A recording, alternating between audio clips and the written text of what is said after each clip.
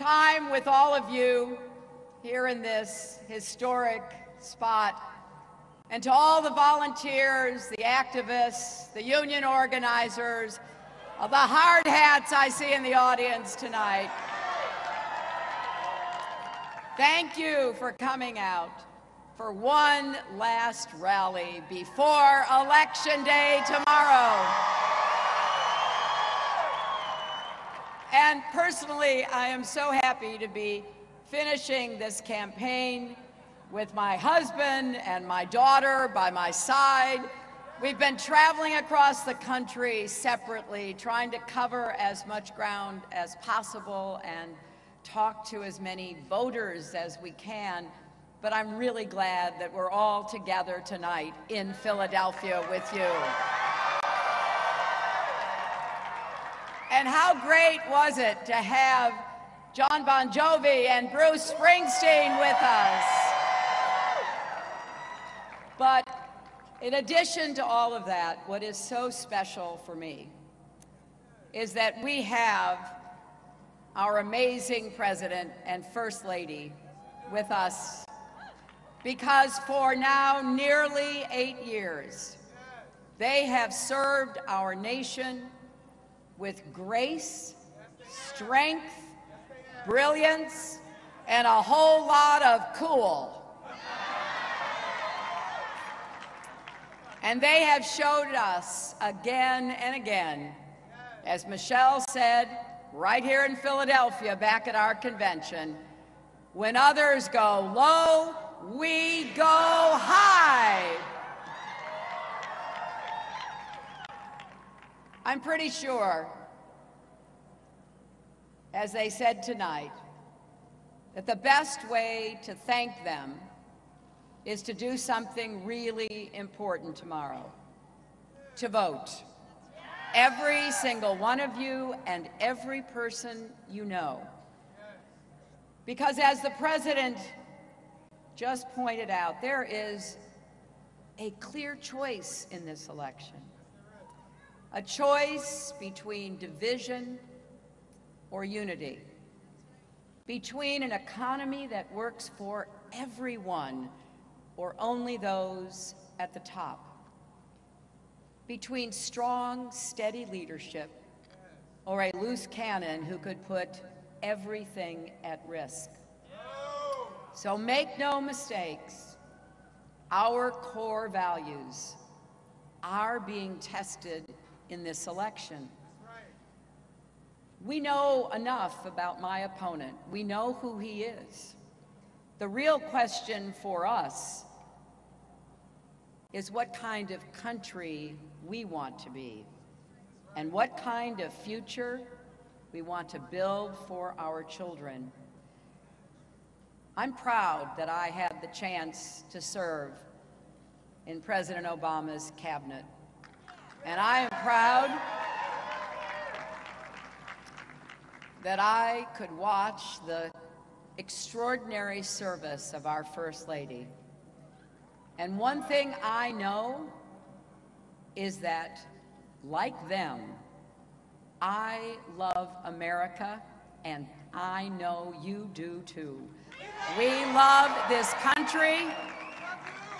We love what it stands for, not that we are blind to its flaws, its problems, its challenges, but I believe with all my heart that America's best days are still ahead of us if we reach for them together.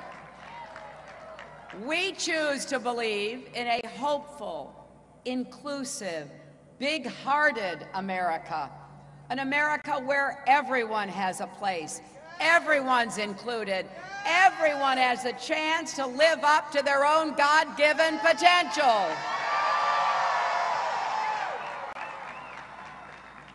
There have been so many memorable moments in this election for me, and most of them revolve around the people that I've had the privilege of meeting. And last night, in Manchester, New Hampshire, I had the honor to be introduced by Khizr Khan, whose son, Captain Khan, was killed serving our country in Iraq. Just as he did here at our convention, Mr. Khan again reminded us of the responsibility we all share to protect and defend our Constitution. You remember the story of Captain Khan, the son of immigrants himself, brought here as a young child, who grew up to join the United States Army. And on that fateful day, with his unit, he saw a suspicious car, and he moved toward it to try to determine whether it was a danger or not, telling his men to stay back. The car was rigged, the bomb went off, and he died protecting his men. He was awarded the Bronze Star and the Purple Heart. And what Mr. Khan said last night is something I want us all to remember.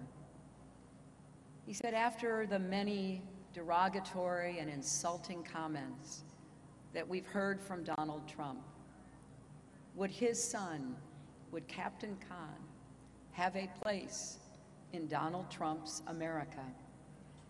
That's an important question for all of us, because we don't want to shrink the vision of this great country. We want to keep expanding it so that everyone has a place to pursue your dreams, your aspirations, the future that you want to create for yourselves and everyone else. Think about that when you go to the polls tomorrow. Think about how throughout our history, generations of Americans just like us have come together to meet the tests of their time. And yes, as President Obama said, it started right here in Philadelphia, when representatives from 13 unruly colonies came together to launch the greatest experiment the world has ever seen. Our parents and grandparents defended that democracy. They built the great American middle class. They marched for civil rights and voting rights, for workers' rights and women's rights, for LGBT rights and rights for people with disabilities. And tomorrow, we face the test of our time. What will we vote for, not just against? What will we decide is on the ballot? Because although my name and my opponent's name may be on the ballot, every issue you care about is on that ballot. If you believe that America thrives when the middle class thrives, then you have to vote. If you believe all of our kids should have good schools and good teachers no matter what zip code they live in, then you have to vote. If you believe college should be more affordable, you have to vote. If you believe we must reform our criminal justice system so everyone has respect for the law and everyone is respected by the law, you have to vote. If you believe we need to protect our kids and pass common sense gun safety reforms, you have to vote. If you believe we must raise the minimum wage and finally guarantee equal pay for women, then you need to vote. Now, you know, every time I say that last part about equal pay for women, my opponent accuses me of playing the woman's card. Well, you know what I say. If that's playing the woman's card, then deal me in. So it is not just my name or Donald Trump's name on the ballot tomorrow. Every issue you care about is at stake. And that is just the beginning, because we have to bridge the divides in our country. I regret deeply how angry the tone of the campaign became. Not your fault.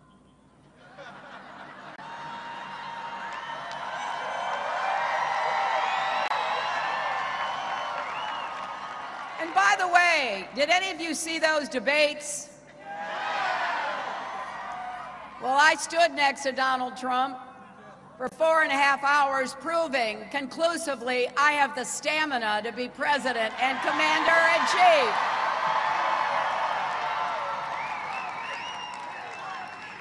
But I have to say,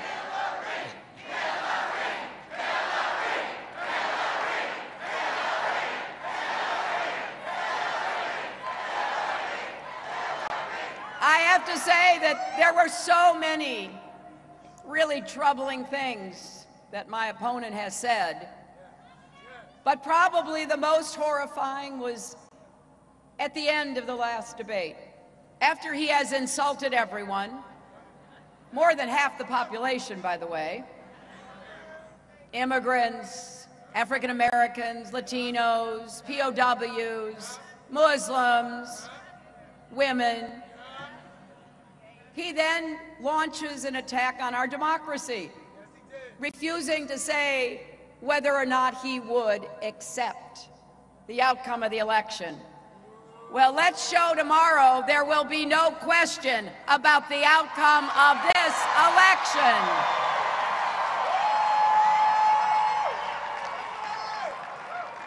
But I also want you to know I will be a president for all Americans.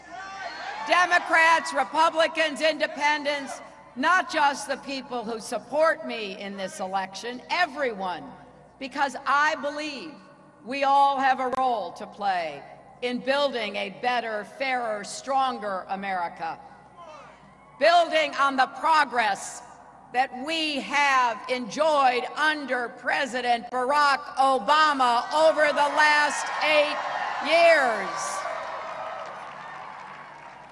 I am not going to let anybody rip away the progress we've made and turn the clock back, sending us back in time where people are free to question the foundation of our country.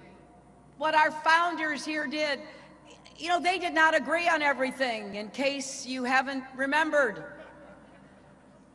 There were lots of contentious arguments, but they saw a higher purpose, and they came together. That's what I want us to do. And we can take the first step tomorrow. Please make a plan to vote. Pennsylvania, it all happens tomorrow.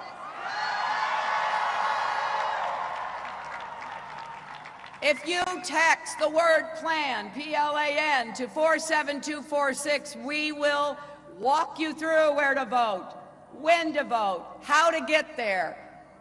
You can do that right now. And please tell your friends, your family, your neighbors. And you can go to iwillvote.com and get all the information you need. Every person who lives in Philadelphia lives within 5 blocks of your polling place. That's it, just 5 blocks. And the polls open at 7 a.m. and they close at 8 p.m. And remember, if you're in line at 8 p.m., they have to let you vote. And so we need your help. In these last hours, we need your help knocking on doors and making phone calls, helping to turn people out, maybe helping people who need assistance to get to the polls. You can still volunteer by going to HillaryClinton.com. because none of us want to wake up on Wednesday morning and wish we had done more.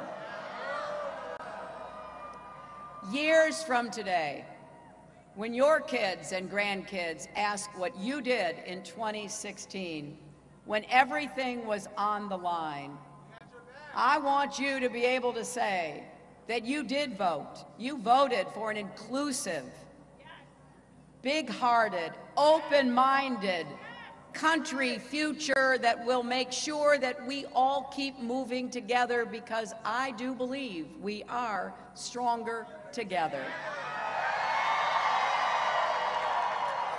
And you voted for an America where we build bridges, not walls. And maybe most importantly, you voted in great numbers to demonstrate conclusively, once and for all, that yes, love trumps hate. Let's get out and vote, Philadelphia, tomorrow. Let's make history together. Thank you, and God bless you.